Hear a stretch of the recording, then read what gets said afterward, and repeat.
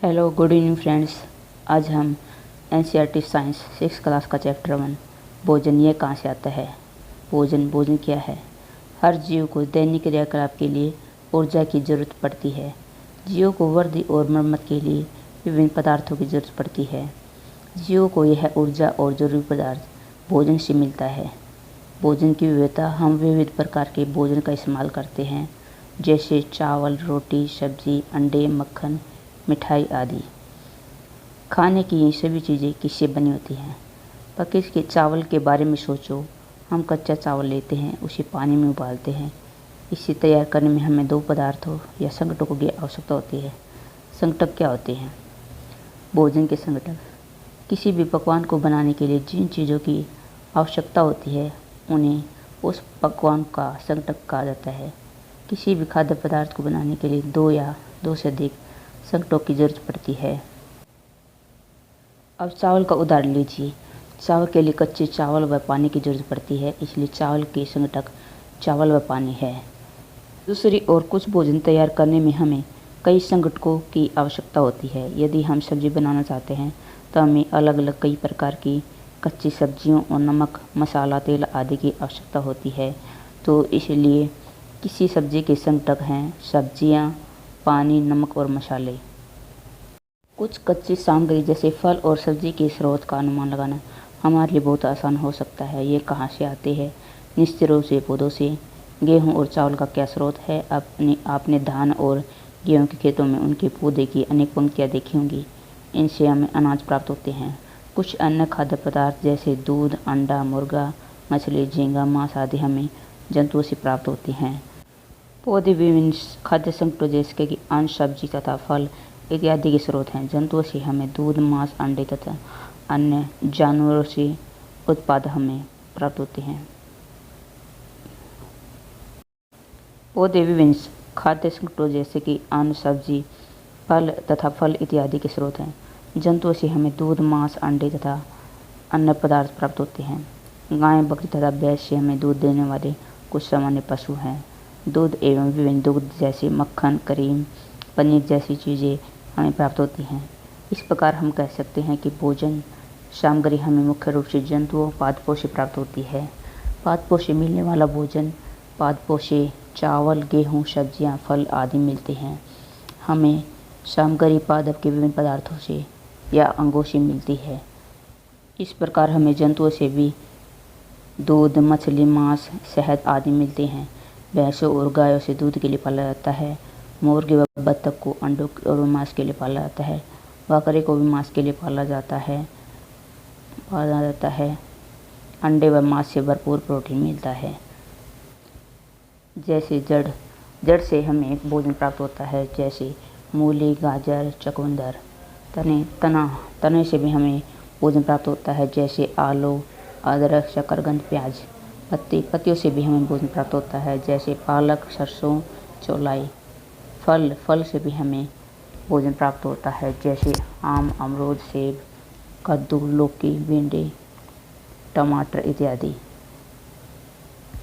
भोजन के रूप में पौधे के भाग और जंतु उत्पाद। पौधे हमारे भोजन का एक मुख्य स्रोत हैं।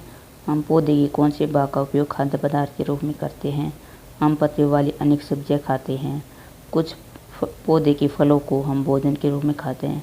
कभी हम जड़, कभी तना तथा कभी पुष्प भी भोजन के रूप में खाते हैं। कभी आपने सीताफल या काशी फल के फूलों की चावल की कड्डी पिट्टी में डुबोकर या तलकर पकौड़ी बनाकर खाया है। कुछ पौधे के दो या दो से अधिक भाग खाने के योग्य होते हैं। उदाहरण के लिए सरसों के बीज से हमें तेल प्राप्त होता है एवं इसकी पत्तियों का उपयोग साग बनाने के लिए किया जाता है। क्या आप केले के पौधे के विभिन्न भागों के बारे में सोच सकते हैं जिन्हें हम भोजन के रूप में लेते हैं। क्या आप किसी अन्य पौधे के बारे में सोच सकते हैं जिनके दो या दो से अधिक भाग खाए जाते हैं, जैसे मूंग अथवा चने के कुछ सूखे बीज लीजिए। अब इनमें से कुछ बीजों को जल से भरे हुए एक पात्र में डाल दें तथा एक दिन के लिए छोड़ दीजिए। अगले दिन जल को पूरी तरह निकाल दें और बीजों को गिलास में रहने दें। उन्हें एक गीले कपड़े में लपेटकर एक ओर रख दीजिए। अब क्या आप बीजों में कुछ परिवर्तन देखते हैं।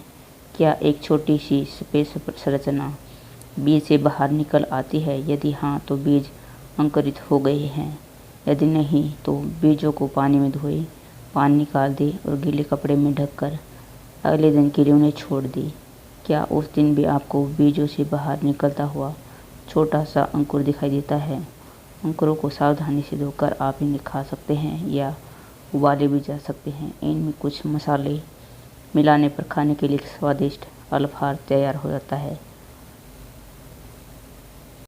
क्या आप जानते हैं कि शहद कहाँ से आता है? यह कैसे उत्पादित होता है? क्या आपने एक मधुमक्खी का छत्ता देखा है जहाँ बहुत सी मधुमक्खियाँ बीन बनाया करती हैं? मधुमक्खियाँ फूलों से मकरंद मीठे रस एकत्रित करती है, इसे अपने छत्ते में भंडारित करती है। फूल और उनका मकरंद वर्ष के केवल कुछ समय में ही उपलब्ध होते हैं, अतः मधुमक्खियाँ इस मकरंद का भंडारण कर लेती हैं ताकि पूरे वर्ष इसका उपयोग किया जा सके। हम ऐसे छत्तों में मधुमक्खियों द्वारा भंडारित भोजन का शहद के रूप में उपयोग करते हैं। जंतु क्या खाते हैं? क्या आपके घर में कोई ऐसा पालतू पशु है जिसकी आप देखभाल करते हो? कुत्ता, बिल्ली, भैंस या बकरी? फिर आपको इसकी जानकारी भी अवश्य होगी कि आपका पालतू जानवर क्या खाता है। अन्य जंतु क्या खाते हैं? क्या आपने कभी गिलहरी, कबूतर या छिपकली या छोटे कीट को खाना खाते हुए देखा है? पोषण की विधियाँ दो प्रकार की है। स्वपोषी वे जीव होते हैं जो अपना भोजन स्वयं बनाते हैं, जैसे हरे पादप प्रकाश संश्लेषण क्रिया द्वारा अपना भोजन तैयार करते हैं, इसलिए पौधे स्वपोषी होते हैं। परपोषी जो जीव किसी अन्य जीव से भोजन लेते हैं, इस प्रकार के जीव परपोषी होते हैं। परपोषी जंतुओं को 3 श्रेणियों में बांटा गया है। नंबर 1 है शाकाहारी, नंबर 2 है मांसाहारी, नंबर 3 है सर्वाहारी। परपोषी जंतुओं को 3 श्रेणियों में बांटा गया है। नंबर 1 है शाकाहारी, नंबर 2 है मांसाहारी, नंबर 3 है सर्वाहारी। शाकाहारी जंतु वे जंतु होते हैं जो केवल पौधे और पादप उत्पाद खाते हैं, जैसे गाय, हिरण, खरगोश आदि। मांसाहारी वे जीव जंतु होते हैं जो मांस खाते हैं, जैसे कुत्ता, बिल्ली, बाघ इत्यादि। सर्वाहारी वे जीव जंतु होते हैं जो शाकाहारी भी होते हैं और मांसाहारी भी होते हैं, जैसे मनुष्य, बंदर, गिलहरी, कौवा, भालू और गौरैया। इसके अलावा अपार्जक जीव जंतु भी होते हैं जो कुछ मरे हुए जंतुओं का मांस खाते हैं, इन्हें मुर्दाखोर या अपार्जक कहा जाता है। हम जानते हैं कि हम में से बहुत से लोग ऐसे हैं जिन्हें पर्याप्त भोजन नहीं मिलता। हमें ऐसे उपाय खोजने की आवश्यकता है कि जिनके द्वारा देश में अधिक खाद्य उत्पादन किया जा सके। यही पर्याप्त नहीं होगा, बल्कि हमें ऐसे उपाय भी खोजने चाहिए जिनसे यह सुनिश्चित हो सके कि यह भोजन हम में से प्रत्येक को आसानी से उपलब्ध हो सके। अंत में इतना कहना चाहते दोस्तों, यदि आपको यह वीडियो पसंद आई हो तो शेयर और लाइक करें और नीचे दिए गए बेल आइकन पर क्लिक करें और चैनल को सब्सक्राइब करें। धन्यवाद।